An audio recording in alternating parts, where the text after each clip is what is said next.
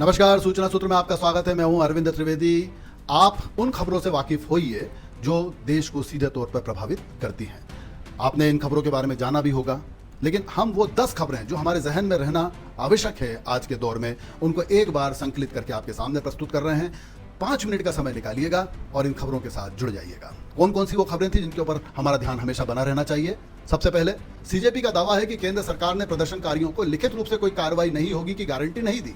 केंद्र ने supreme court के उस आदेश का हवाला दिया जिसमें पहले से दर्ज एफआईआर की जांच जारी रखने की अनुमति है। सरकार का कहना है कि मामला अब न्यायालय में विचाराधीन है। अब इस पूरे मामले पर सभी की नजर सुप्रीम कोर्ट की अगली सुनवाई पर होगी। बिल्कुल सही बात है। अगर एक बार एफआईआर दर्ज हो गई तो ये आसानी से वापस नहीं होती। उसके लिए एक पूरी कानूनी प्रक्रिया होती है, कोर्ट में जाना होता है, वहां पर अर्जी लगानी होती है, या फिर पुलिस जांच करती है। जांच पाए जाने के बाद यदि वो शिकायत गलत पाई जाती है तब कहीं जाके एफआईआर वापस लेने की अनुशंसा होती है, कार्रवाई होती है।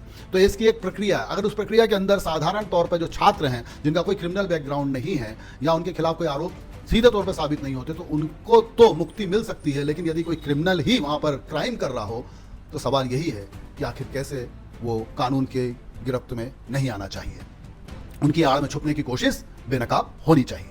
भाजपा प्रवक्ता शिवम ने आरोप लगाया कि नीट पेपर लीक के विरोध में जंतर मंतर पर छात्रों का वास्तविक आंदोलन बाद में अन्य तत्वों द्वारा प्रभावित किया गया था।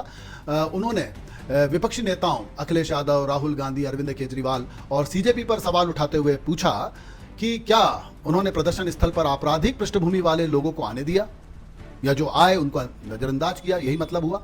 शिवम ने कहा कि सुप्रीम कोर्ट ने निर्दोष छात्रों की सुरक्षा की बात की है लेकिन असामाजिक तत्वों को किसी प्रकार का संरक्षण नहीं दिया है। उन्होंने यह भी दावा किया कि विपक्ष अदालत के रुख को स्वीकार नहीं कर रहा है। साथ ही उन्होंने कहा कि केंद्रीय शिक्षा मंत्री ने इस्तीफा दिया लेकिन जिन राज्यों में पेपर लीक की घटनाएं हुई वहां किसी विपक्षी राज्य के शिक्षा मंत्री ने जिम्मेदारी नहीं ली। अब यह चलेगा और जनता आराम से बैठकर जंतर मंतर के शोर से दूर अपना मन बना सकेगी, सही गलत का फैसला अब कर सकेगी जब दोनों पक्ष सामने आएंगे। लोकसभा में असदुद्दीन ओवैसी ने परीक्षा प्रणाली पर अपने विचार रखे। उन्होंने सरकार को एआई आधारित 1 लाख प्रश्नों का प्रश्न बैंक बनाने की सलाह दी। ओवैसी ने कहा कि परीक्षा प्रक्रिया में मानव हस्तक्षेप नहीं होना चाहिए। उन्होंने यह भी कहा कि परीक्षा केंद्रों पर बायोमेट्रिक व्यवस्था पूरी तरह से विश्वसनीय होनी चाहिए।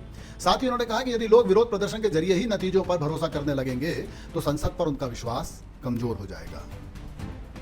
मुद्दे की बात कही है असदुद्दीन ओवैसी ने। लोकसभा में शशि थरूर ने परीक्षा व्यवस्था में व्यापक सुधार की आवश्यकता पर जोर दिया। उन्होंने कहा कि एसएटी और जीआरई की तरह कंप्यूटर आधारित परीक्षाएं साल भर आयोजित की जा सकती हैं जिससे छात्रों का तनाव कम होगा। थरूर ने कहा कि तकनीक का उद्देश्य छात्रों की मदद करना होना चाहिए, उनके लिए नई समस्याएं पैदा करना नहीं होना चाहिए। उन्होंने परीक्षा के हर चरण में मजबूत डिजिटल रिकॉर्ड और सुरक्षा व्यवस्था सुनिश्चित करने की बात कही। साथ ही उन्होंने कहा कि एक ही परीक्षा से हजारों छात्रों का भविष्य तय नहीं होना चाहिए क्योंकि एक गलती या दुर्घटना पूरा वर्ष प्रभावित कर सकती है। बहुत मायने जिन बातों के निकलते हैं वो बातें अब सामने आने लगी है। अब जो सही मायने में हम जिनको शिक्षाविद कहते हैं जैसे शशि थरूर हैं या हम ओवैसी को भी ये मानते हैं कि वो एक बहुत अच्छे लायर हैं, मतभेद हो सकते हैं विचारों में, लेकिन जब वो बात करते हैं तो मार्के की होती है यदि इस तरह से इस दिशा में बात करते हैं तो। लोकसभा में जैसे कि भाजपा सांसद अनुराग ठाकुर ने समाजवादी पार्टी पर तीखा हमला बोल दिया। उन्होंने कहा कि डॉक्टर अनिल यादव के कार्यकाल में यूपीपीएससी भर्ती से अधिक विवादों के लिए चर्चा में रहा अनिल यादव का कार्यकाल। अनुराग ठाकुर ने आरोप लगाया कि अखिलेश यादव सरकार में जाति आधारित पक्षपात हुआ और मेधावी छात्रों को न्याय नहीं मिला। उन्होंने कहा कि भर्ती प्रक्रिया की निष्पक्षता पर गंभीर सवाल उठे थे। यह सब हुआ था जब समाजवादी पार्टी की उत्तर प्रदेश में सरकार थी। साथ ही उन्होंने समाजवादी पार्टी से पूछा कि तत्कालीन अध्यक्ष को अदालत ने पद से क्यों हटाया था। चलिए आगे बढ़ते हैं। चौंकाने वाली कुछ तस्वीर। भारी जलभराव के बाद दिल्ली सदर बाजार पानी में डूबा नजर आया। स्कूल जाने वाले बच्चों को कमर तक भरे पानी से होकर गुजरना पड़ा। बारिश के बाद जल निकासी व्यवस्था पर फिर से सवाल राजधानी में उठ खड़े हुए। स्थानीय लोगों को आवाजाही और दैनिक कामकाज में भारी परेशानियों का सामना करना पड़ा और यह घटना राजधानी में बुनियादी नागरिक सुविधाओं और जलभराव की समस्याओं को फिर से चर्चा में लेकर आ गई है। जब राजधानी के ये हाल बरसों से हो रहे हैं, बहुत ज्यादा बरसात नहीं होती तभी हो जाते हैं, तो ज्यादा बरसात जब होती है तो राजधानी के हालात बद से बदतर हो जाते हैं। लेकिन सुधार की कोई संभावना है, कितना भी करें नजर नहीं आती। बड़ा बयान। सुरक्षा मंत्रालय के वरिष्ठ सलाहकार कंचन गुप्ता ने कहा कि मेटा की माफी और स्पष्टीकरण पर्याप्त नहीं है। ये बात उन्होंने प्रधानमंत्री नरेंद्र मोदी ने जो इंस्टाग्राम पे अपने विचार व्यक्त किए थे उनको जबरदस्त जन समर्थन जब मिला, युवा समर्थन मिला, 30 करोड़ से ज़्यादा व्यूअर्स आए, 10 लाख से ज़्यादा फॉलोअर बने, उसके बाद पता चला कि अचानक मेटा ने उनका अकाउंट ब्लॉक कर दिया है।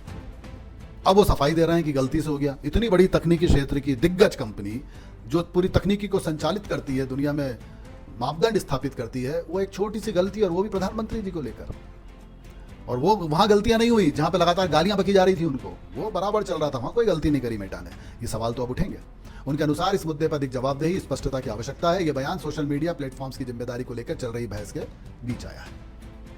भारत के लिए एक और गर्व का पल, गुलबीर सिंह ने इतिहास रचते हुए पुरुषों की 10,000 मीटर दौड़ में रजत पदक जीतकर नया कीर्तिमान बनाया। वह इस स्पर्धा में कॉमनवेल्थ खेलों का पदक जीतने वाले पहले भारतीय एथलीट बने। पहले भारतीय एथलीट 10,000 मीटर दौड़ में रजत पदक।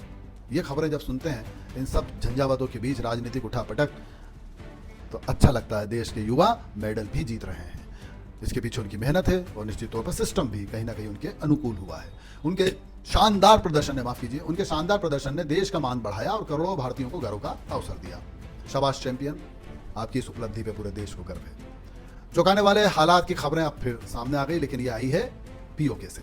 रिपोर्ट के अनुसार पाकिस्तान प्रशासित कश्मीर में प्रदर्शनकारियों पर सुरक्षा बलों की कार्रवाई में कई लोगों के मारे जाने और घायल होने के दावे किए गए हैं, और ये चित्र भी सामने आए हैं। बाकायदा लोग चिल्लाते हुए नजर आए हैं कि किस तरीके से लाशें बिछाई जा रही है मुनीर की फौज के द्वारा, छतों पे से चढ़कर गोलियां चलाई जा रही हैं, प्रदर्शनकारियों को घेरा जा रहा है और वहां से फिर टारगेटेड किलिंग की जा रही है।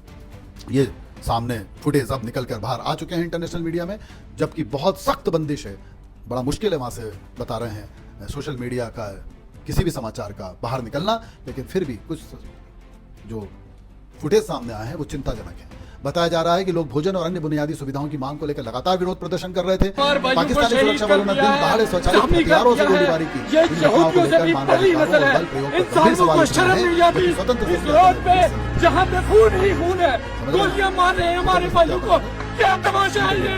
आप हमारे पुष्टि नहीं की जा रही है कि बंद होने के लिए, और दूसरी ओर मानवाधिकार भी इंतजार कर रहा है कि जब इंटरनेट ओपन होगा, जब बहुत सेलेक्टिव ये लोग भारत के बारे में कुछ, पाकिस्तान। असम राइफल्स ने 27 जुलाई को नागालैंड के लोंगवा में Bharat Myanmar post level meeting आयोजित की। बैठक में म्यांमार सेना और येंचोंग जिला पुलिस के प्रतिनिधियों ने भाग लिया। इस दौरान भारत म्यांमार सीमा पर बेहतर समन्वय और सहयोग बढ़ाने पर चर्चा हुई। बैठक का मुख्य उद्देश्य सीमा प्रबंधन को मजबूत करना और आपसी तालमेल बढ़ाना था। दोनों पक्षों ने सीमा से जुड़े मुद्दों पर सहयोग जारी रखने की प्रतिबद्धता जताई। यह पहला क्षेत्र जो है, यह पहल जो है वो क्षेत्र में शांति, सुरक्षा और स्थिरता बनाए रखने की दिशा में महत्वपूर्ण कदम है। तो ये थी टॉप 10 खबरें, जिसमें हमने आपको बतलाया कि क्या कुछ हो रहा है, क्या कुछ होना चाहिए। आपके विचार क्या हैं, कमेंट्स में जरूर बताइए, और हमारे इस नए चैनल को सब्सक्राइब कीजिए, सहयोग कीजिए। धन्यवाद।